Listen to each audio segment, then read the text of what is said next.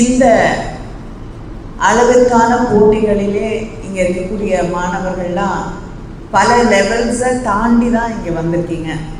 அதனால் இதுவே ஒரு வெற்றி தான். அதனால் உங்கள் அத்தனை பேருக்கும் என்னுடைய வாழ்த்துக்களை நான் மீண்டும் தெரிவித்துக் கொள்கிறேன்.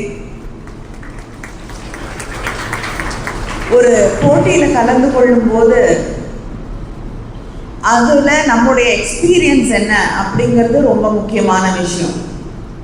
ஏன்னா அதில் வெற்றி பெறுவது இல்லைன்னா அந்த வாய்ப்பு இந்த முறை நமக்கு கிடைக்காம போகிறது அப்படிங்கிறது ஒரு பெரிய விஷயம் கிடையாது. ஆனால் எல்லாத்தையும் தாண்டி நம்ம அந்த போட்டியில் கலந்து கொள்ளும்போது பெறக்கூடிய அனுபவம் என்ன அப்படிங்கிறது நமக்கு பல இடங்களிலே அது உதவி செய்யக்கூடிய, உங்களுக்கு ஒரு தன்னம்பிக்கையை உருவாக்கி தரக்கூடிய ஒன்றாக இருக்கும். இப்போ சொல்லணும்னா ஸ்மாலஸ்ட் லைட்டஸ்ட் வெயிட் சேட்டலைட் அதை கண்டுபிடிச்சது யாரு? இந்தியாவில இருந்து தான், தமிழ்நாட்டில இருந்து ரிஃபாத் ஷாரூக் அப்படின்னு நம்முடைய தமிழ்நாட்டில இருந்து ஒரு பையன் 18 வயசு நாசாலேருந்து அந்த சேட்டலைட்டை வந்து ஸ்பேஸ்க்கு அனுப்புனாங்க. 64 கிராம் தான் அந்த சேட்டலைட் 3D பிரிண்டரில் பண்ண அந்த சேட்டலைட். அவரோட டீம் ரொம்ப சின்னது. ஆனால் அதுக்கப்புறம் தான் உலகத்தில் அந்த தமிழ்நாட்டிலேருந்து அந்த 18 வயசு பையன் ரிஃபாத் ஷாரூக் அவரை அவ்வளவு லைட் வெயிட்டாக ஒரு பிரிண்டரில் 3D பிரிண்ட் பண்ணி ஒரு சேட்டலைட் கூடிய ஒன்று அவங்க மட்டும்தான் செய்ய முடியும் அப்படிங்கிற அந்த மனநிலையிலேருந்து மாறி வளர்ந்து கொண்டு இருக்கக்கூடிய சாதாரண நாடுகள், பெரிய பண வசதி இல்லாத நாடுகள் கூட சேட்டலைட்ஸை பயன்படுத்த முடியும். அப்புறம் கிளைமேட் சேஞ்சை மானிட்டர் பண்ணுறதுக்கு மற்ற விஷயங்கள் ஒவ்வொரு நாட்டுக்கும் ஒரு தேவை இருக்கும். அதெல்லாம் மானிட்டர் பண்ணுறதுக்கு கூட நம்மளால் சேட்டலைட்ஸை பயன்படுத்தி கொள்ள முடியும். மிகப்பெரிய பொருளாதாரம் இருந்தால் தான் அதை செய்யணும் அப்படிங்கிற ஒரு மனநிலையையே மாற்றியது தமிழ்நாட்டிலிருந்து வந்த ஒரு பையன்தான். அதனால் உலகத்துக்கே முன்மாதிரியாக இருக்கக்கூடிய தமிழ்நாடு, அதிலிருந்து இங்கே இருக்கக்கூடிய மாணவர்கள் இந்த நிகழ்ச்சியிலே கலந்து கொள்ள வந்திருக்கீங்க. உங்களுக்குள்ள பல திறமைகள் இருக்கும்.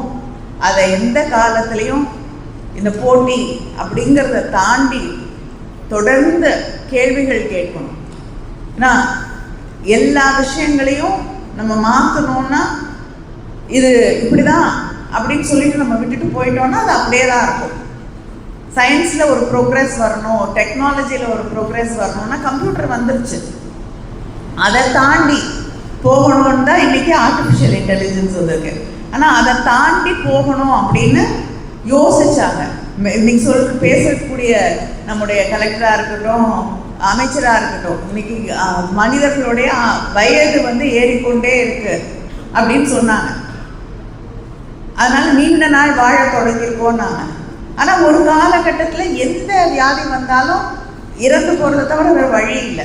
ஒரு இன்ஃபெக்ஷன் வந்துச்சுன்னா நம்ம அந்த இன்ஃபெக்ஷனுக்கு சத்தமாயிடுவோம். ஆனால் ஆன்டிபயோட்டிக்ஸ் அப்படின்னு ஒன்று கண்டுபிடிச்ச பிறகு தான் அதை நாம் அந்த வியாதிகளை வெற்றி கொள்ள தொடங்கி இருக்கிறோம். ஸோ இதுதான் அப்படின்னு ஒரு ஏற்றுக்கொள்ளக்கூடிய மனப்பான்மை நமக்கு வந்துடக்கூடாது. சயின்டிஸ்டாக இருக்கக்கூடியவர்கள் இது இன்னைக்கு இருக்கு, இதை இன்னும் பெட்டராக எப்படி பண்ணுறது, இதை தவிர வேற ஏதாவது ஒன்று பண்ண முடியுமா, இதற்கு ஒரு மாற்று இருக்கிறதா அப்படின்னு நீங்கள் வந்து அந்த யூஸ்வலாக இருக்கக்கூடிய கன்வென்ஷனல் ஐடியாஸ்லேருந்து நீங்கள் மாற்றி சிந்திக்கும் பொழுது, எல்லா விஷயங்களையும் கேள்வி கேட்கும் பொழுது தான் மாறுதல் வரும். அந்த மாறுதல் சயின்ஸோடு நின்றுடக்கூடாது. உலகத்தில் உங்களை சுற்றி இருக்கக்கூடிய அத்தனை விஷயங்களையும் அந்த மாறுதல் வேண்டும். இன்னைக்கு உலகம் இப்படி தான் இருக்குது. ஜாதி இருக்குது, மதம் இருக்குது, வேற்றுமைகள் இருக்குது, வித்தியாசம் இருக்குது, வெறுப்பு இருக்குது இல்லையா? இதெல்லாம் ஏன் அப்படின்னு நீங்கள் கேட்கணும். ஜாதின்னு சொல்கிறாங்க, அது உண்மையா, நிஜமான ஒன்றா? கேளுங்க. கேட்டால்தான் உங்களால் மாற்ற முடியும்.